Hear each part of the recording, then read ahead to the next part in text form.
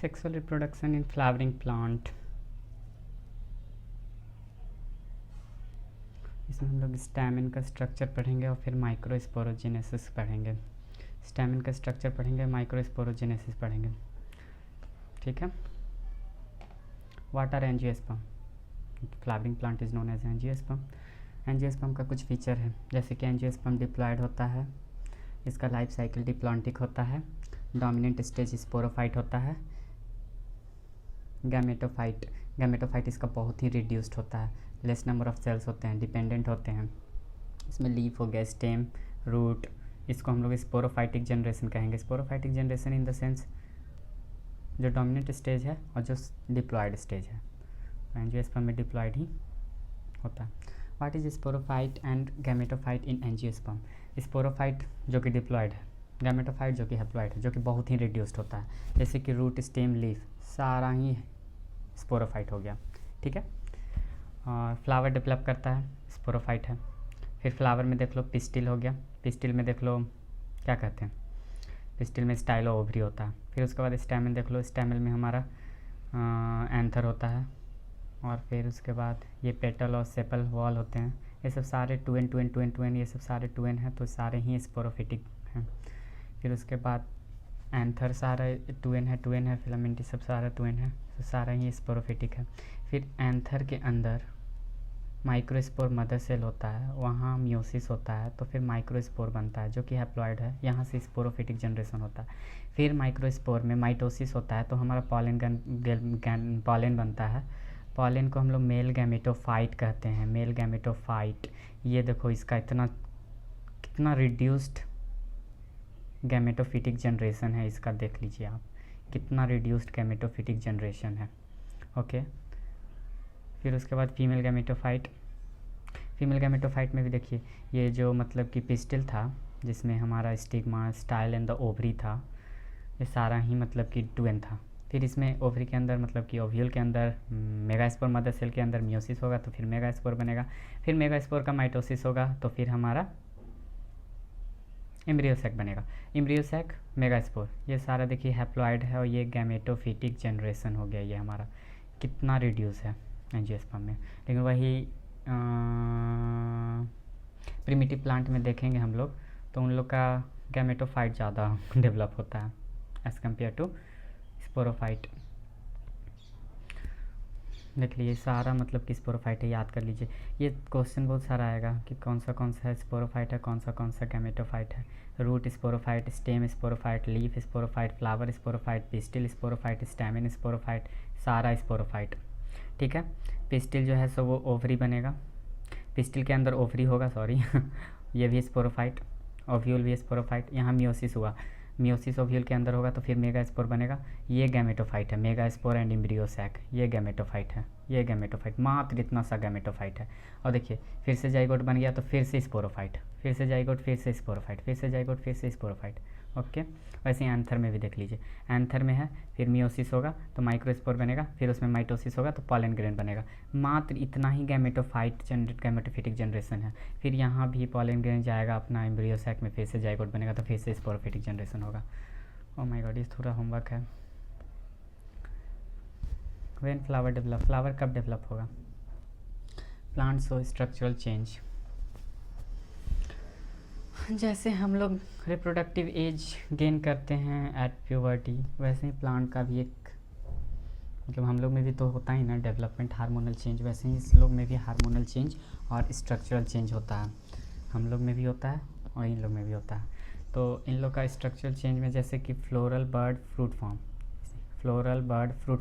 हम लोग में जैसे कि मेल में हो गया वॉइस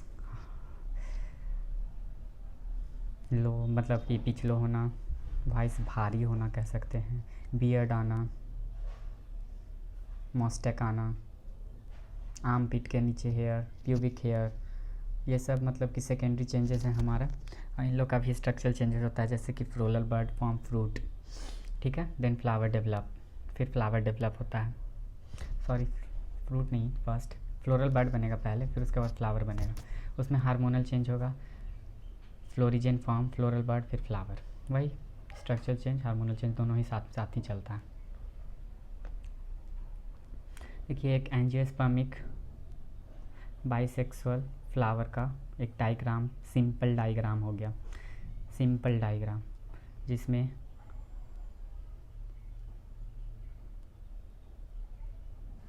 जिसमें थैलमस है,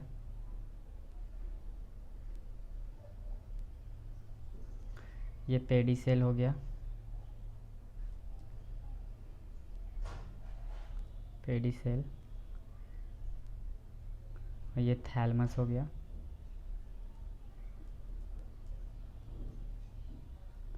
और फिर ये देखो पिस्टिल हो गया, पिस्टिल, स्टाइल, स्टिग्मा, ओवरी, उन सारों को मिलाकर हम लोग पिस्टिल कहते हैं।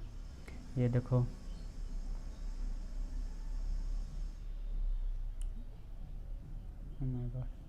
ये देखो स्टैमिन हो गया, स्टैमिन हो गया, और ये हमारा पिस्टिल हो गया, ये हमारा, फिर वॉल बना देते हैं। देखिए पेटल जो होता है ना वो कलरफुल होता है, पेटल होता है वो कलरफुल होता है, ठीक है, पेटल जो होता है वो कलरफुल होता है, और सेपल जो होता है वो ग्रीन होता है, मे भी फोटोसिंथेसिस हो सकता है। पेटल सेपल को हम लोग एसेसरी वॉल भी कहते हैं, ठीक है, पेटल सेपल को हम लोग एसेसरी वॉल भी कहते हैं। हाँ, हम लोग sexual reproduction in flowering plant पढ़ने जा रहे हैं। सबसे पहले हम लोग प्री फर्टिलाइजेशन चेंजेस देखेंगे, फिर फर्टिलाइजेशन चेंजेस देखेंगे, फिर पोस्ट फर्टिलाइजेशन चेंजेस देखेंगे। बेंचो प्री फर्टिलाइजेशन चेंजेस में क्या होता है?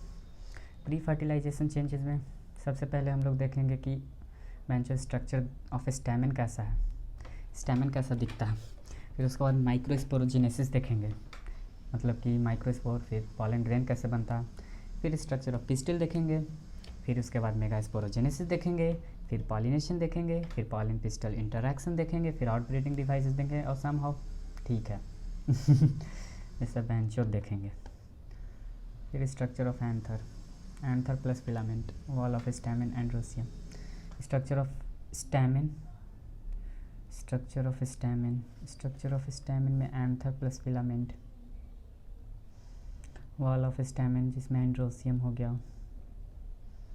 वेस्कुलर बंडल, लॉन्ग सिलेंडर, देखो चुतियापा। स्टैमेन में हम लोग एंथर और फिलामेंट देखेंगे, wall of stamen, androecium, anther filament, इस पूरा स्टैमेन कहेंगे इसको filament.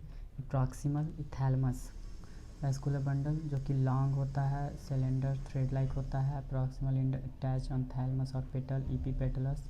Filament length it can be variable, filament कैसा होता है?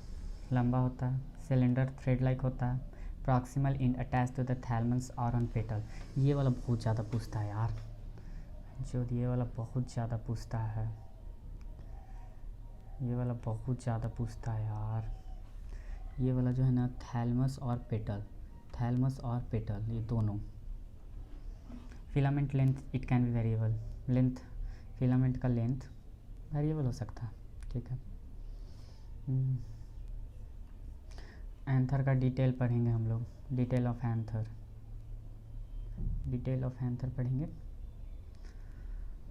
ये भी बहुत ज़्यादा यार, ये भी बहुत ज़्यादा पूछा जाता है कि typical anther is bilobed and each lobe is डाइथिकस और बाइथिकस। कोई एक टिपिकल एंथर जो है सो बाइलोब्ड है और हर एक लोब जो है सो वो डाइथिकस और बाइथिकस होता है। Longitudinal group move lengthwise, longitudinal group जो है सो वो move lengthwise separate to theca, lobe 1 lobe 2, theca 1 theca 2 lobe, longitudinal group. Okay okay जी ओके।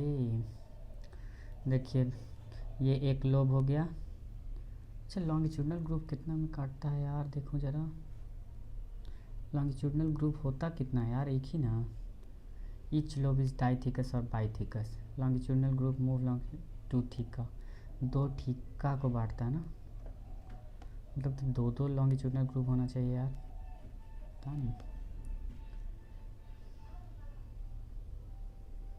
लोब थिका लॉन्गिट्यूडनल ग्रुप थिका कनेक्टिव हो गया, microsporangia circular in outline, anther bilobe हो गया, each lobe two theca inside theca microsporangia circular tetragonal anther.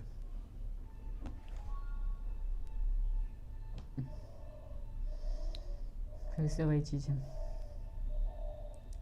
Young anther microsporangia changes sporogenous tissues to microspore, dry and dehydrate mature anther pollen sac, dry dehydrate dehiscence anther open pollen release, microsporangia microsporogenous tissues, strongnum pollen sac pollen grain, young anther। Anther का young anther का internal structure हम लोग देखने जा रहे हैं, समझा ना। एपिडर्मिस जो कि डिप्लॉयड होता है बाहर, इंडोथीसियम जो कि डिप्लॉयड होता है, मिडिल लेयर जो कि 1 से 3 सेल थिक होता है, मिडिल लेयर थिक होता है, ये वाला बड़ा पूछा है, मिडिल लेयर थिक होता है, टैपेटम डिप्लॉयड होता है, स्पोरोजिनस टिश्यू, एंथर 2 लोब, एक एंथर में 2 लोब, एक एंथर में 2 लोब, एक लोब 2 थिका 2 माइक्रोस्पोरेंजिया, ठीक है। लेयर्स इन द एंथर, पहला एपिडर्मिस आउटर मोस्ट प्रोटेक्शन करता है ये, इंडोथीसियम जो कि cellulose technique on the radical and inner tangential wall mainly involve in dehiscence, endothecium mainly involve in dehiscence, middle layer it passes nutrition from connective to the middle layer then tapetum. NCERT में outer 3 layer epidermis endothecium and middle layer help in dehiscence and protection. देखो भाई NCERT में बोला है कि outer 3 layer जो कि epidermis हो गया, इंडोथीसियम हो गया और मिडिल लेयर हो गया, जो कि डेहिसेंस में हेल्प करता है, प्रोटेक्शन में हेल्प करता है, समझे ना। ठीक है।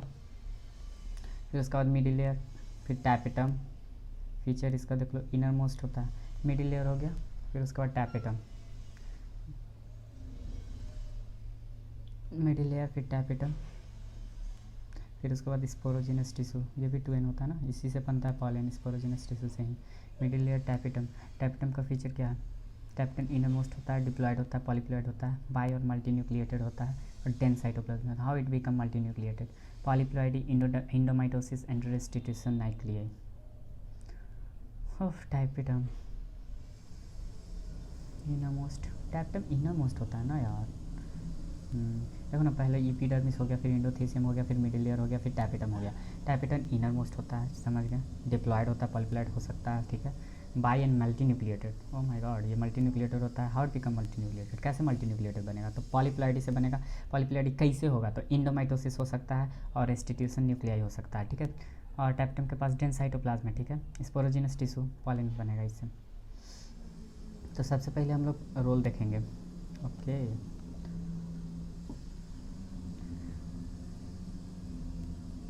रोल ऑफ टैपेटम है जी, टैपेटम का रोल है, टैपेटम का रोल है, it help to provide nutrition to developing pollen, nutrition देगा डेवलपिंग पॉलन को। It provide pollen kit, help in insect pollination. Tapetum produce callose enzyme digest to callose. Tapetum provide enzyme by the यूविस granule. Sporogenous tissue, connective plasmodesmata, sporogenous tissue है, connective है, plasmodesmata है। Pollen mother cell, chemical callose, each cell connection break हो गया, pollen mother cell callose अलग। अरे जानता है, हाँ देखो ना, tapetum produce enzyme by the यूविस ग्रैन्यूल, ठीक है, पॉलन मदर सेल से chemical callose, each cell connective break. Tapetum produce callose, यही कैलोज प्रोवाइड करता है टैपेटम में, जो कि ब्रेक करता है, फिर अलग अलग कर देगा, ठीक है ना। फिर स्पोर्टेट्राइड बनेगा, tapetum release callose enzyme digest callose, खत्म हो गया, फिर अपना अपना एंडोस्पोर अलग हो गया, सारा एंजाइम इंडाइन बन गया और क्या, पॉलन ग्रेन, पॉलन बन गया। टैपेटम का समझ गया ना जी, नरिशमेंट करेगा, कैलेज एंजाइम निकालेगा, इंसेक्ट पॉलिनेशन पॉलन किट बनेगा, एंजाइम इब्लिस ग्रैन्यूल। यंग एंथर और मैच्योर एंथर में देख लो अंतर, difference between young anther and mature anther. Young anther और मैच्योर एंथर में डिफरेंस, स्पोरोजिनस टिश्यू नहीं होता मैच्योर एंथर में, यंग में होगा, जाहिर सी बात है। माइक्रोस्पोरेंजिया नहीं होता मैच्योर में, यंग में होगा, जाहिर सी बात है। फिर यंग को हम लोग ड्राई और डिहाइड्रेट कर दिए तो हमारा यहाँ देखो पॉलन सैक है ये, और एक एंथर में 4 पॉलन सैक हो गया। तो कितना सारा पॉलन ग्रेन है। माइक्रोस्पोरेंजिया प्रेजेंट होता है इसमें, यंग में, इसमें नहीं होता है। इसमें पॉलन सैक प्रेजेंट होता है। इसमें स्पोरोजिनस टिश्यू प्रेजेंट होता है यंग एंथर में, और मैच्योर एंथर में वही पॉलन ग्रेन मेल गैमेटोफाइट हो जाता है। यंग एंथर में कोई डेहिसेंस नहीं, मैच्योर एंथर में डेहिसेंस होगा। यंग एंथर में 4 लेयर होता है, epidermis, endodermis, tapetum, middle layer. Mature में एपिडर्मिस, एंडोथीसियम होता है। डेवलपमेंट ऑफ पॉलन का डेवलपमेंट हम लोग देखो। पहला स्पोरोजिनस टिश्यू में पॉलन बनेगा young anther. Step microsporogenesis, microspore to pollen. Tapetum है, sporogenous tissue 2n। Sporogenous tissue है, each cell pollen mother cell. Sporogenous tissue का maximum cell pollen mother cell की तरफ बनेगा, फिर उसमें मियोसिस होगा, उसको हम लोग माइक्रोस्पोरोजिनेसिस कहते हैं। तो फिर 4 हैप्लॉइड माइक्रोस्पोर बनेगा, उसमें माइटोसिस होगा तो हमारा 4 मेल गैमेटोफाइट या फिर पॉलन बनेगा। ठीक है। माइक्रोस्पोरोजिनेसिस में हमारा क्या है, each cell of sporogenous tissue can undergo meiosis so known as pollen mother cell और मेगास्पोर मदर सेल। माइक्रोस्पोरोजेनेसिस होता है माइक्रोस्पोरेंजिया में, यंग एंथर में। पॉलन मदर सेल हो गया, उसमें मियोसिस या फिर माइक्रोस्पोरोजेनेसिस होगा तो 4 हैप्लॉइड मेगास्पोर बनेगा। इसको हम लोग स्पोर टेट्राड कहेंगे, हैप्लॉइड है। Development of pollen from microspore, spore tetrad है, फिर ये माइक्रोस्पोर में बना। स्पोर टेट्राड है, माइक्रोस्पोर हो, इसमें से मतलब कि कैलोज एंजाइम होगा तो ये सब अलग अलग हो जाएगा ना, टैप्टम रिलीज़ करेगा तो फिर माइटोसिस होगा इसमें। फिर उसके बाद माइटोसिस होगा तो फिर पॉलन ग्रेन में कन्वर्ट होगा। इसमें एक न्यूक्लियस है, फिर एक लार्ज वैक्यूल है। During mitosis in spindle form due to the vacuole spindle not in centre asymmetric spindle बनेगा। Asymmetric spindle due to unequal size form, cell form. Okay, small cell जो है सो वो जनरेटिव सेल होगा, and the large cell जो है सो वो वेजिटेटिव सेल होगा। क्यों अनसिमेट्रिकल मतलब कि सेल बनता है, अनइक्वल सेल क्यों बनता है, क्योंकि लार्ज वैक्यूल होने के कारण जो एसिमेट्रिकल स्पिंडल बनता है उसके कारण सेल छोटा बड़ा बनता है। फिर देखो, फिर इसमें इंटाइन बनेगा जो कि सेलोजी होता है, एक्साइन स्पोरोपोलिनिन। फिर एक जगह पे एक्साइन एब्सेंट होगा, उसको हम लोग जर्म पोर कहेंगे, ये जर्म पोर हो गया। ठीक है। स्पोरोजिनस टिश्यू और पॉलन मदर सेल, ठीक है, या फिर मेगास्पोर मदर सेल। इसमें मियोसिस हुआ, फिर मेगास्पोर बना, फिर उसमें माइटोसिस होगा तो उसमें वेजिटेटिव सेल और जनरेटिव सेल बनेगा। 2 सेल स्टेज जो कि 60% में होता है, फिर 3 सेल स्टेज जो कि 40% में होता है। ठीक है। इसमें मतलब कि वेजिटेटिव सेल होता है, ये 2 मेल गैमेट हो जाते हैं। ठीक है। और 2 सेल स्टेज में एक वेजिटेटिव सेल और 2 मेल गैमेट, एक मेल गैमेट, सॉरी। ठीक है। देखो, मेगास्पोरेंजिया में 40 पॉलन मदर सेल है, 40 pollen mother cell 4 megaspore release करेगा तो 160 मेगास्पोर रिलीज़ होगा। फिर उसमें माइटोसिस होगा तो लगभग 160 पॉलन बनेगा। और 160, एक पॉलन में 2 मेल गैमेट होता है तो लगभग 320 मेल गैमेट हो जाएंगे। स्ट्रक्चर ऑफ मैच्योर पॉलन हम लोग देखेंगे, 2 सेल और 3 सेल स्टेज। ठीक है। Irregular shape nucleus of vegetative cell, vegetative cell का जो न्यूक्लियस होगा इरेगुलर शेप का होगा। वेजिटेटिव सेल का जो न्यूक्लियस होगा इरेगुलर शेप का होगा, वेजिटेटिव सेल होगा। जनरेटिव सेल का जो न्यूक्लियस होगा वो ठीक होगा। प्लाज्मा मेम्ब्रेन हो गया, ये जंप और जहाँ पे एक्साइन एब्सेंट होता है। Intine release by the vegetative cells and exine release by the tapetum. समझ जाओ, टैपेटन का रोल यहाँ तक का साथ दे रहा है। पॉलन ग्रेन का जो मतलब कि साइज़ है 20 to 50 माइक्रोमीटर है। डिज़ाइन इसका स्कल्पचर डिज़ाइन होता है एक्साइन का, और 2 सेल स्टेज और 3 सेल स्टेज में होता है। इसको हम लोग मेल गैमेटोफाइट भी कह सकते हैं। चलिए हम लोग वेजिटेटिव सेल और जनरेटिव सेल में हम लोग डिफरेंस देखेंगे। We will see the difference between vegetative cell and generative cell. Vegetative cells is also haploid and generative cell is also haploid. Genetically identical. Both are genetically identical because both are product of mitosis. Okay. Vegetative cell is large and generative cell is small. Vegetative cell large है, generative cell small है. Vegetative cell reserves food and generative cells have dense cytoplasm. Vegetative cell pollen tube form करता है, vegetative cell helps in pollen tube formation and the generative cell divide to form two male gametophyte. irregular shape nucleus होता है किसका, vegetative cell का, और generative cell खुद पूरा cell ही spindle shaped होता है, ठीक है। Now we are going to see the difference between the exine and the intine.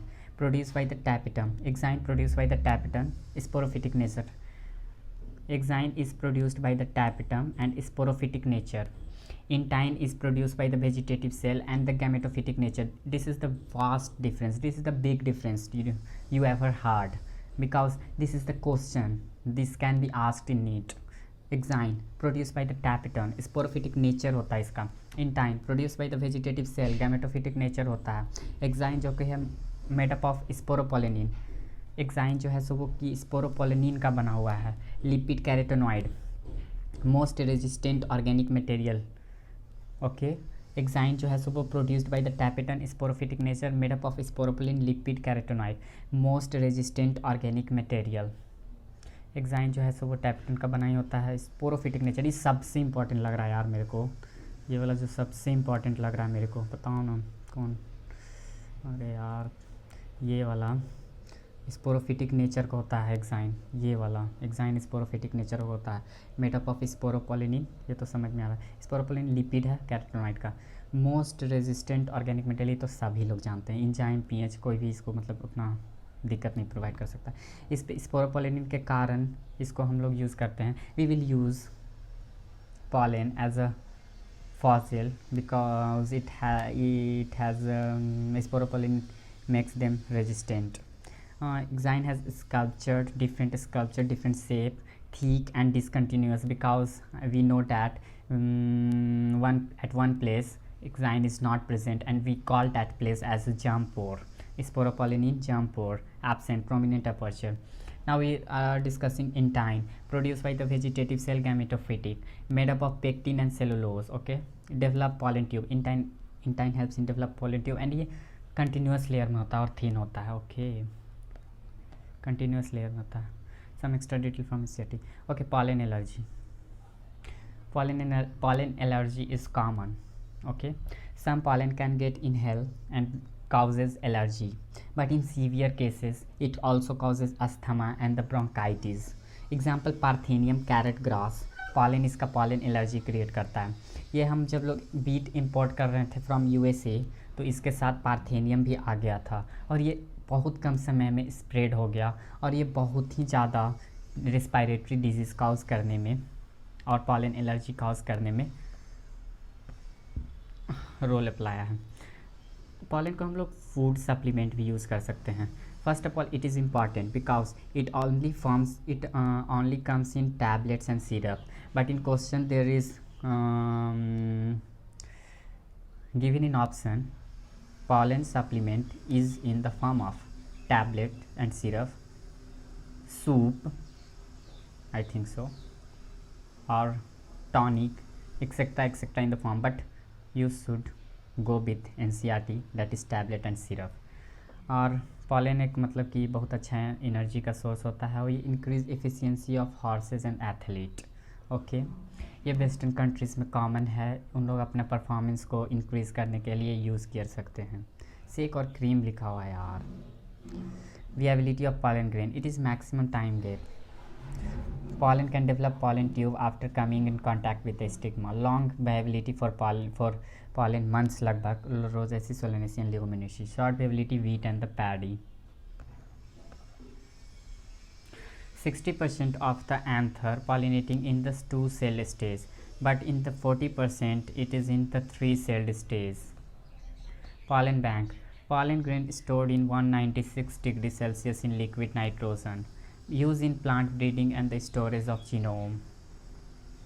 Okay, we will see the diagram of NCERT. Here is connective. It is connective. Outermost layer help protection. Epidermis. Just below this endothecium, and the most important is sporogenous tissue which undergo to form the microspore mother cell or the pollen mother cells, and after that it undergo meiosis to form the microspore, and after that it undergo mitosis to form the pollen, okay. And there is a tapetum. Tapetum is too much useful. It nourishes the pollen grain, and it also help me. It also releases callose enzymes, and it also help in the what? It also help in the it helps in the exine formation. Okay, look at this figure. Epidermis, endothecium, middle layer, ये middle layer है, microspore mother cells which is formed by the sporogenous tissue, and it is tapetum. Oh my god, what important structure. Look at this, pollen grains are releasing, and this is dehisced endothecium and the epidermis, and देखो यहाँ पे से pollen grain release हो रहा है. Okay.